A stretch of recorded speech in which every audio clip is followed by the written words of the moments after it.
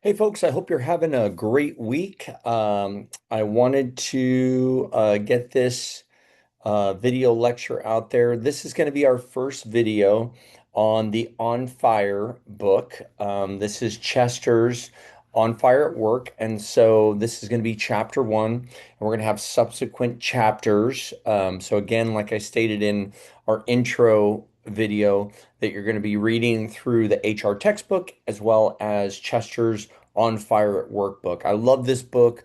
I think it really gives you a sense as to how organizations can build a winning culture and really get employees fired up about being where they're at and excelling for the company. And so, first chapter is really all about, actually, the first couple of chapters are really all about creating and rethinking corporate culture. So, we're going to start with this first chapter, and it really is about the shift between old school management, cutthroat, to modern management engaging your employees. And so I think it starts on a great note. I think it starts on a great note with, if you've never seen the movie Glengarry Glen Ross, it should be literally a required movie to watch when it comes to how not to do business. So, kind of give you a setup of this if you've never seen it. Glengarry Glen Ross is a movie about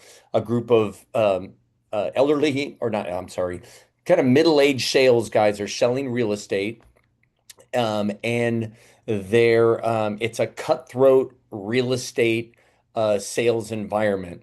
And he talks about this speech given by Alec Baldwin's character.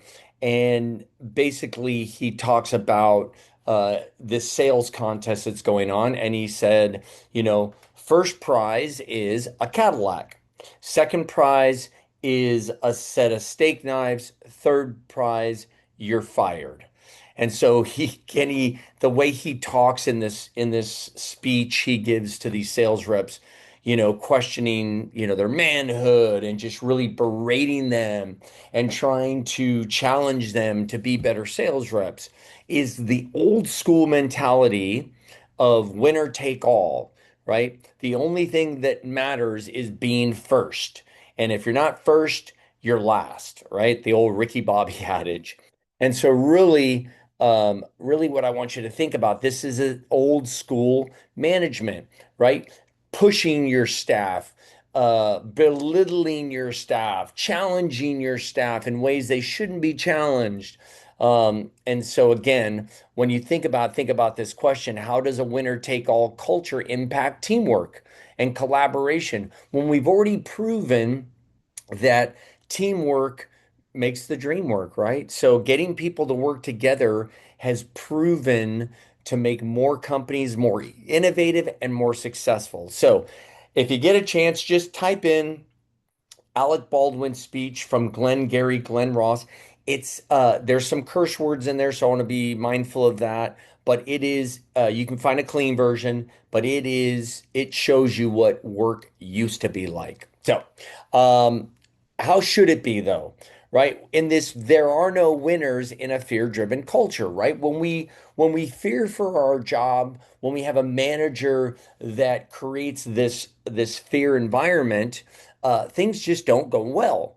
Although culture celebrates winner, Chester argues it creates a workforce of steak, this whole steak knife, right? Survivors marked by stress, insecurity, ultimately harming long-term success. And so again, you may be first today, but does that mean you're going to be first tomorrow? I had a staff member who I had to meet with her and my senior VP, and she was a proven winner in part of my department. She was one of my best workers. She was one of my best recruiters. And we went into the office and he said, Denise, listen, your work hasn't been very good lately. What's going on? And basically challenged her and stated for a fact, if your numbers don't improve, we're gonna have to look at making a change. And I had her leave, and I asked him, I said, "What are you doing, Todd? This literally, she's one of my best people." He's like, "Yesterday she was. What's she doing today?" And so that's that mindset where you're only as good as your best. You're only as good as your best. I've had another manager who said, you're never as good as your best and you're never as bad as your worst. You try and think about being somewhere in between, right? You're always going to have stumbles. But with this fear-driven mindset, this fear-driven culture, any stumble results in, a scared employee. A scared employee is not a productive employee. So again, can constant competition encourage sustainable high performers, or does it breed burnout, right? If I am only as good as my latest sale or my latest recruit or my latest numbers, am I really going to be the best I can be? Okay. The three pillars tied to business success. These are the three pillars that Chester talks about, and they're somewhat related to HR management, right? So attract top quality talent. First and foremost, the first pillar is we have to attract quality talent. The best people have to want to come work for me. We need to consistently get top performance beyond expectations, right? Get people to work above and beyond what they normally could do.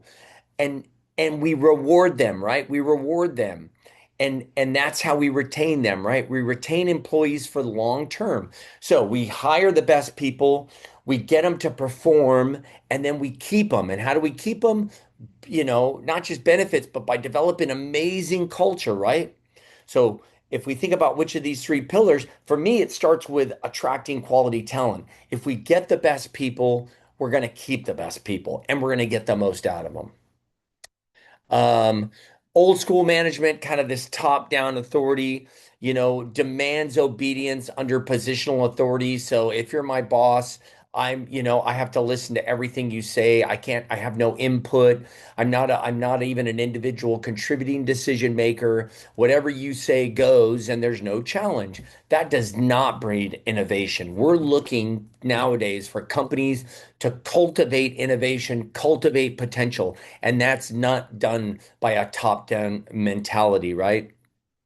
We need to make sure that we're not limiting creativity, right? And initiative. We want to challenge our staff to be better. And in order for them to be better, we need to make sure that they're thinking about how can they innovate their job. The Gallup Q12, one of the is a survey done by employers on what are the things that employees look for. One of the biggest things they're looking for is one is to be challenged and two to master new skill sets. So people want to master new things. That's why people play the guitar and learn how to surf and learn how to do all these things because they want to challenge themselves. And so again, this old school management top-down philosophy never allowed that. We want people to get better, right? We want people to get better, and that getting better creates better creativity, better innovation. The tension between management and staff, right? This culture assumes ongoing tension. When we think about a top-down mentality, there's going to be tension between staff and management, right? And that tension, again, limits our ability to be profitable, limits our ability to serve our customers, limits our ability to innovate, right? And in the end, people, if they're consistently fearing for their job, they're always looking for the next job, right? So again, how might this tension affect communication and collaboration? If it's a dog eat dog, I'm the one that's, responsible for myself. I need to take care of myself. I'm never going to collaborate with other people because how do I know they're not going to get the credit for something that I'm doing? It's just not a great culture to be a part of. Unhappy employees or unproductive employees. That's pretty much, you know, Chester critiques old school leaders for dismissing buzzwords like engagement and culture. Engagement and culture are important, right? With engaged employees, you have happier employees, and you then have productive employees, right?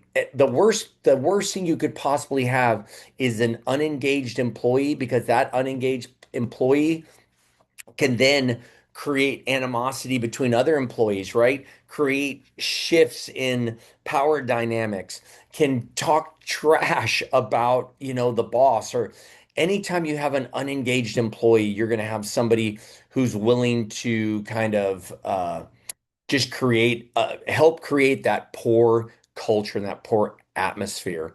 Um, we have to think about engaged employees are more productive. Engagement is a two-way street, right? Both employer and employee must engage actively, right? And so we have to, employees need to be willing to talk to their bosses. Their bosses need to be willing to listen. Employees need to be willing to listen, and employers need to be, bosses need to be willing to talk. Um, there's this whole mindset of, you know, of you have to be a good follower before you can be a good leader. I think that's the best way to put it. And a good follower means I listen to what my boss says. I do the work that needs to be done. I work with my team, but I can also challenge when challenge is needed, right? And if you've gone through that process, by the time you get to be a leader, you're probably going to be a really good leader. Good followers become great leaders. Okay. And so again, you need to really think about this two-way street. Bosses need to be willing to listen and talk, and employees need to be willing to listen and talk. Okay. Innovative solution, keeping the fires of passion burning, right? How do we get people passionate? I hate the word passion, by the way, folks. You'll see, don't ever use it in your resume. But how do we get people on fire to just create innovation with their organization, right? It's not the initial engagement. There's always the honeymoon phase. People start a new job and they're super excited. It's that sustainable passion.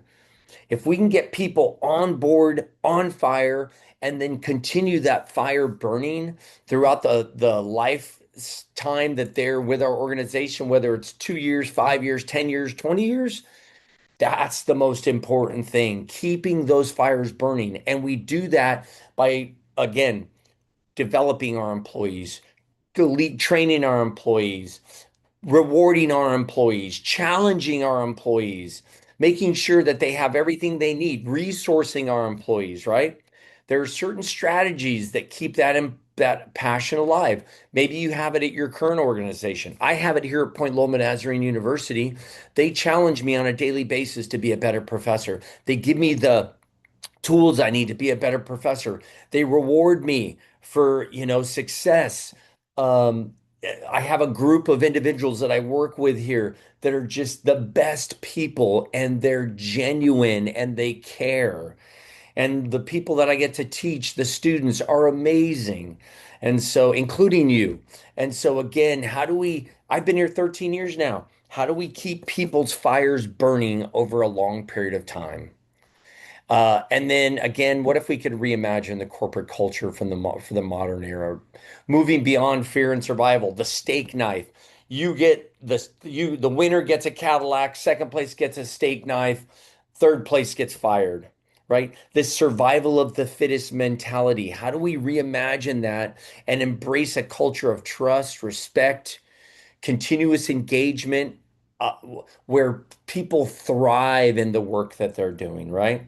I want you to think about practical steps you could take as a manager or your manager could take to either transition or continue to transition into a better culture, a better culture.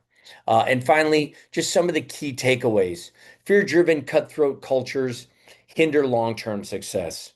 Quality talent attraction, they want to be nurtured, developed, they want to be challenged, they want to be rewarded, and they want to come into amazing culture environments. Engagement must be a two-way commitment. Sustain passion beyond initial excitement with meaningful work and recognition, meaningful work. And leaders should evolve management styles to foster trust and collaboration and transparency, right? So, what are the things that you're going to do? Or what are the things you think the organization can do? I really want you to think about this as you read through chapter 1 and really dig into how your company is affected by this and how you could potentially affect your company. So, have a great week, and we will talk to you later.